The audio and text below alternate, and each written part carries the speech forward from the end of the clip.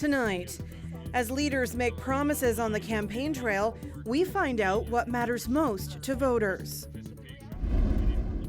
Court documents shed some light on a brazen daytime Saskatoon shooting from 2002.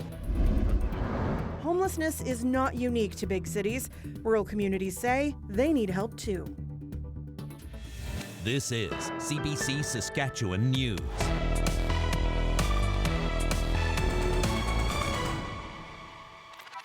It is Monday, October 7th, and the CBC Saskatchewan News starts right now. Good evening and thank you for watching. 21 days to go until Election Day in Saskatchewan. Today, the Provincial NDP came out once again criticizing the province's new healthcare software system. The Administrative Information Management System, or AIMS, was meant to replace 80 existing systems, but it's been widely criticized by healthcare workers. That's largely because some of them weren't paid properly when the system was rolled out this summer. Today, the NDP released documents showing the province had spent $203 million on AIMS by June of 2024. A full cost of the project won't actually be known until the province rolls out the rest of the implementation. This is money that could have been invested to fix healthcare. It could have been invested to hire more nurses, doctors, and paramedics. It would go a long way to improving care at the hospitals here in Regina, in Saskatoon, and right across the province. The NDP say if they form government, they'll launch an accountability commission to investigate the program's rollout. Party leader Carla Beck also expanding their policing promise, saying the NDP would hire 100 police officers as part of their announced plan to cancel the Saskatchewan Marshals program. Meanwhile, Saskatchewan Party leader Scott Moe made a pair of healthcare promises in Regina this morning. Moe says if elected, his party will offer at-home screening kits for cervical cancer. The cervix self-screening kit is meant as an alternative to the Pap test. Women will be able to get a kit to screen for human papillomavirus, or HPV, the leading cause of cervical cancer. Moe was joined at the announcement by two candidates who are cancer survivors, Sarah Wright and Laura Ross. Most women I know getting a regular Pap test, it's important. It's not that enjoyable, but it's important. And a lot of women may be avoiding it, and so we want to make sure that women have every opportunity to ensure that they self-screen themselves, they do the Pap test, they send it in. Because early detection means that we can do the best we can for those women. Moe also announced the Sask party will offer a refundable tax credit for first fertility treatments for families. The NDP says it's been calling for IVF support for more than 4 years in the legislature. It says the Sask party government dismissed those calls and are only now interested in a tax credit because it's election time. The NDP says it supports the expansion of options for cervical cancer screening. As we've shown you, politicians are hot on the campaign trail making promises, but what do voters most want to hear from them? To find out, the CBC's Jenny Whitfield spoke to 50 people in Saskatchewan, from first-time young voters to seniors in cities and small towns. Healthcare, education, and the cost of living.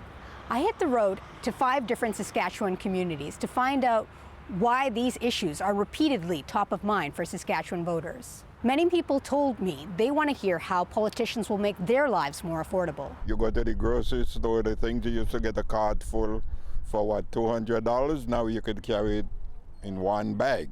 I'm not asking to live in luxury, but I would like to live, because I'm retired now. I don't feel like my kids are going to be able to pack a bag and move out on their own when they graduate high school. I mean, right now, as parents, we're planning to hopefully be able to afford a big enough house that my kids can live with us till they're 25 if they need to, and that sucks. I have grandchildren that are young, and I don't want them to have to suffer the rest of their lives. And you pay your food, you pay your gas, and you pay, your bills, whatever else. They can't ever put any away to save any to put a down payment down. Education is another major issue for voters. I met one principal who said she's worried about what the future is going to be like for new teachers. It's harder to stay positive, right? You got to try harder. The pressures are higher, and I just feel I love what I do and I'm okay and I can sleep at night, but I know that many can't. And honestly, the salaries aren't keeping up with the cost of living. The province and teachers have been at odds over a new contract this past year, with dates set for binding arbitration in December. And for several people, the dispute seems to have left a bad taste in their mouths. But others tell me healthcare is their top issue. They're worried about access to doctors and specialists. My medical appointments are usually long trips halfway across the province that get fairly expensive for gas and food and hotels, and it's all of that for a 20-minute appointment that could have been done over like a video call. Some say long wait times are forcing people to seek healthcare in other countries. I have few friends who are citizens here and went all the way to India to get treatment because it was slow here and they were not happy. One person who'd had to access an MRI in the US wrote to us to say Medicare is dead. It just hasn't been buried yet. Everywhere we went, people had similar issues, but who do they trust to help fix those issues? We'll find out when they cast ballots in the October 28th provincial election. Jenny Whitfield, CBC News, Regina. And of course, our provincial election coverage continues here at CBC. We'll hope you'll join us for the Leaders Debate on October 16th. That is next Wednesday night. Carla Beck will face off against Scott Moe, and you can watch it live here on CBC at 6:05 p.m. Emergency and complex needs shelters have been a focal point in Saskatoon and Regina recently. That and how to deal with the homelessness crisis. But what about smaller centres? Homelessness is not unique to larger cities, and as Dane Patterson reports, rural communities say they need help too. In Nipawin, this is a safe place for people who don't have a home. It doesn't have beds, but staff say there are no emergency shelters in town. Instead, some stay in any home they can. I do tend to sometimes, worry about my own safety, which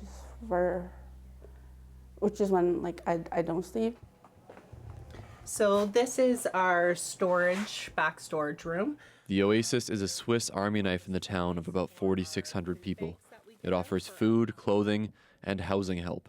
We just do not have the proper supports in the community to send people to. So we do what we can here. But how many people are in need? The Oasis is one of several organizations funded to tally the unhoused population in its town. There are a dozen communities in total. I'm hoping that this count puts some pressure on people in our community in places of power to understand that we do have issues here, the same as what they're struggling with in the cities, but we are not equipped with the resources to even make a dent in the problems. I gotta make more fried banners. It surveyed nearly 100 people who were unhoused in Nipawin. With the amount of people they help, Landry suspects there's more. Using the most recent census, that means about 2 in every 100 people there are unhoused. In Moose Jaw, Square One is on its second count. Volunteers there reported homelessness appears to be increasing. The organization is working on a supportive housing location, crucial as winter approaches. If those services don't come, we're going to see some very serious detrimental effects in this city. We're going to see the expansion of people experiencing homelessness. We're going to see continued strain on the existing services here. So if there was ever a time to act, it is now. As far as the final count results from Métis Nation, numbers won't be sent to Ottawa until they're all finalized later this month. Dane Patterson, CBC News, Nipawin. We're learning more about a deadly shooting in Saskatoon 2 years ago. It happened in an apartment in Nutana, and it left one man dead and 2 others wounded. The new details are in a court document that has been sealed until now. Jan Zakreski has more. A shooting in broad daylight shows us what happens when guns, drugs, and bad blood are mixed. With one man dead, the main suspect is now on the run, the subject of a Canada-wide warrant. Our complainant's unable to get a good description of the male just off black clothing. But now we know more about what happened that day 2 years ago, with new details and videos giving us insight into that Saskatoon apartment. It was an ambush that went sideways when the intended target pulled a handgun. His name was Brandon Baxendall, and he was a known drug dealer. We know now that everyone in that Nutana apartment that day was tied into the cocaine trade, and that they had a history that went back 5 years to the Northwest Territories, and that most of them had guns on them. What could possibly go wrong? It was around 4:30 in the afternoon when police started getting 911 calls about shots fired. Officers found Baxendale shot 4 times, dying in the parking lot. Police scrambled all available units as witnesses described suspects scattering in different directions into the quiet neighborhood. 2 handguns were found in a dumpster. One of the suspects, Mohammed Ali, eventually admitted that he lured Baxendale to the apartment, saying that he would pay him money owed. He pleaded guilty to manslaughter. DNA and ballistics linked Jonathan Wallet Gendron to the weapon that killed Baxendale. He remains on the loose and is subject to a Canada-wide warrant. Dan Zakreski, CBC News, Saskatoon. I don't know, I can't describe it. Overwhelming support for this breast cancer survivor and so many others that have or are battling the disease. Sunday marked the annual CIBC Run for the Cure right across Canada, and in Saskatoon, hundreds of people turned out for the 1K and 5K races at Prairieland Park. This year, the event raised more than $15 million right across the country, and the funds are used for breast cancer research, wigs and prosthesis, community and peer support, and helping people to get to treatment. We'll be back after the break.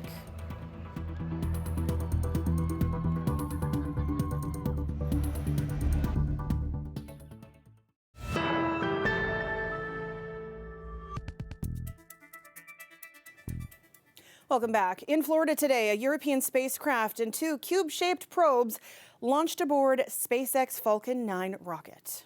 5, 4, 3, 2, 1, ignition, engines full power, and liftoff. The mission's aim is to visit an asteroid that NASA intentionally knocked off course using a probe in 2022.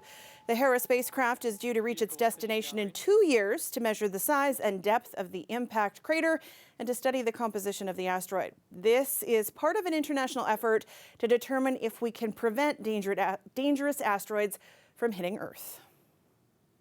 Hurricane Milton strengthened into a Category 5 storm today in the Gulf of Mexico. It's the second major storm in less than 2 weeks on a path toward Florida. It's expected to make landfall Wednesday in the Tampa Bay area. Nicole Williams reports. Dozens of people fill up sandbags at a park in Winter Springs, Florida, preparing for Milton's arrival. Even just with a little bit of rain, our windows kind of flood a little bit, so we're just preparing for the worst. Hurricane Milton is expected to make landfall Wednesday, hitting heavily populated centers like Tampa and Orlando. While every projection is that it's going to weaken before it hits the coast of Florida, we can't necessarily bank on that. This will produce major damage, whatever ends up happening, but certainly at the strength it is now, this is a really, really strong storm. It's why those along the West Coast are being told to be prepared to leave. The National Hurricane Center forecasting powerful surges and intense flooding along the coast. Good luck. I urge Floridians to finalize your storm preparations now, enact your plan. I highly encourage you to evacuate. The entire state gearing up for what could be its biggest evacuation in 7 years as officials issue dire warnings. It's going to have wind, it can kill you. It's going to have water, it can kill you. So I hope everybody right now starts thinking about what in the living daylights are you going to do? This, as many are still reeling from Hurricane Helene, which devastated the coastline less than 2 weeks ago, killing at least 230 people across several states and destroying many more homes. I don't know if I could take it again. We have everything put up and out of the water. We hope that it don't get in, you know. There's now even more urgency to clean up after Hurricane Helene because Milton is forecasted to be even worse. It rapidly intensified into a Category 5 hurricane Monday, the strongest storm of its kind. Nicole Williams, CBC News, Toronto. The weather update is brought to you by Capital Ford Lincoln. Our greatest auto sale is on now.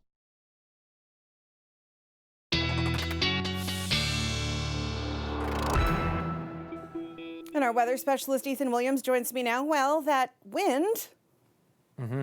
That wind. Yeah, felt that here, especially in southern Saskatchewan on Saturday.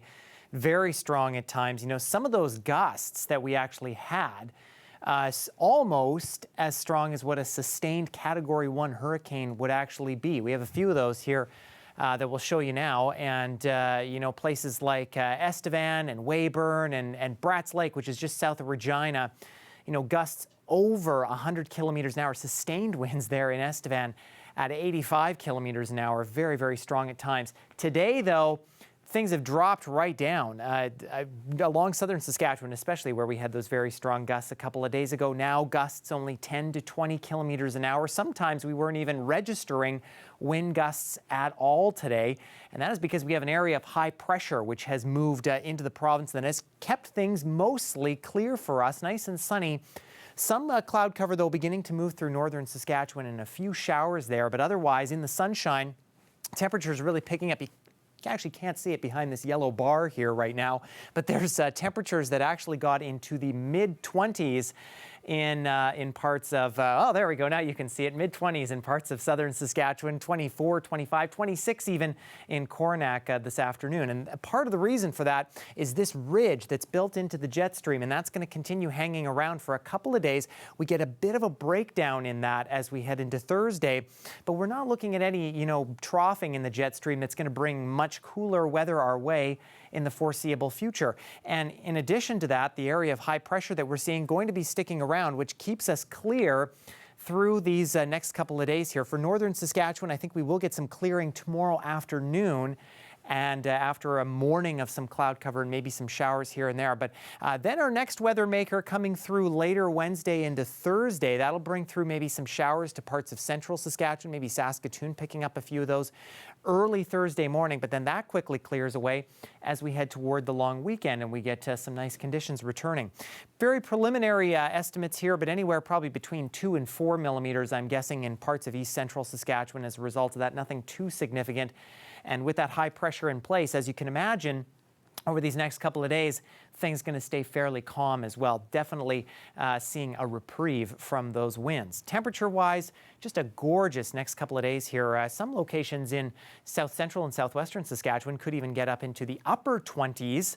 Look at that, a double-digit overnight low. Regina, as you see there, this time of year, we should be below freezing for our overnight conditions. Things drop a little bit heading into the weekend. I still think it's going to be a nice day for the Rider game, though, on Saturday.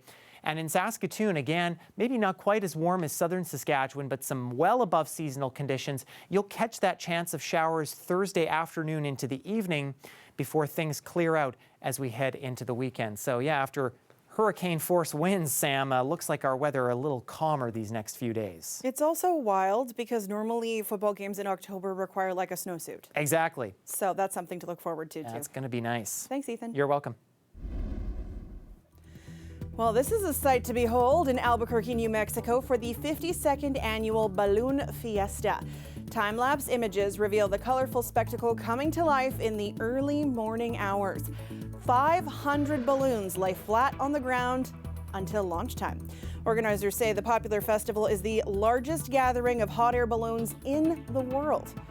We'll be back after the break.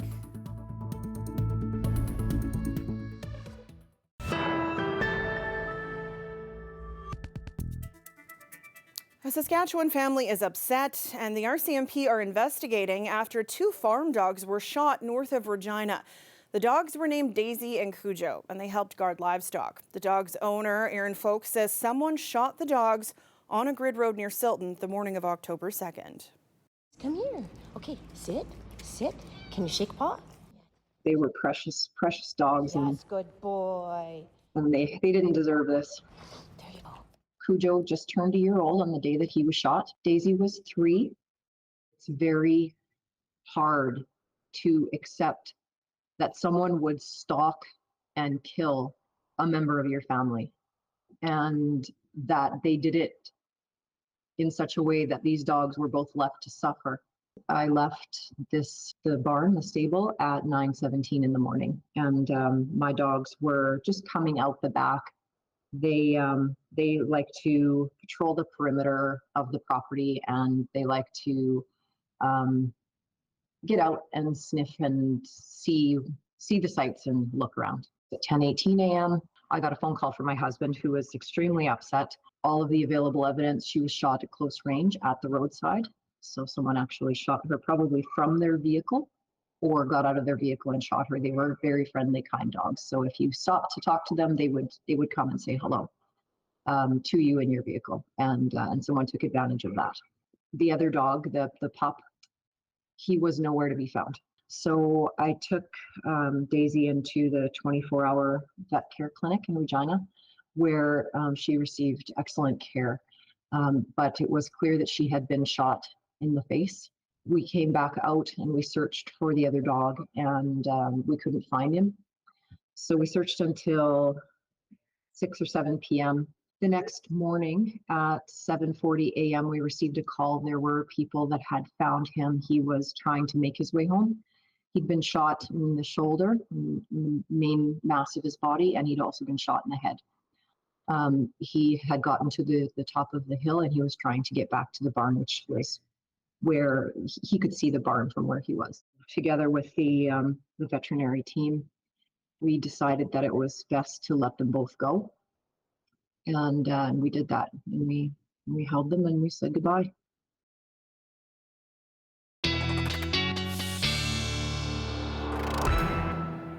And before we go tonight, Ethan's back with one last look at your weather. And we are looking at sunny skies to start the day tomorrow in Regina. Already 6 degrees by 8 a.m. Those winds remaining fairly light as we head into the afternoon. Nice temperature, already almost 20 degrees by the time we hit the noon hour. Very similar story in Saskatoon. Again, full sunshine, temperature still staying above the freezing mark for this time of year. At that time of the morning, it's very nice. And then by noon hour, we're looking at 15 degrees, a little bit of cloud moving in, but again, south winds gusting below 30 as of we get into tomorrow afternoon. We've had some very nice aurora borealis these last couple of days, a geomagnetic storm causing that, and there is the chance that between 9 o'clock and midnight tonight, skies will be clear, Sam, so might just be able to see those again. Oh, I love that. Bonus of the good weather. Thanks, Ethan. You're welcome. And that is it for us tonight. For news anytime, you can always head to cbc.ca/Sask, subscribe to our YouTube channel, or download the CBC News app. Thanks so much for watching. Have a great night.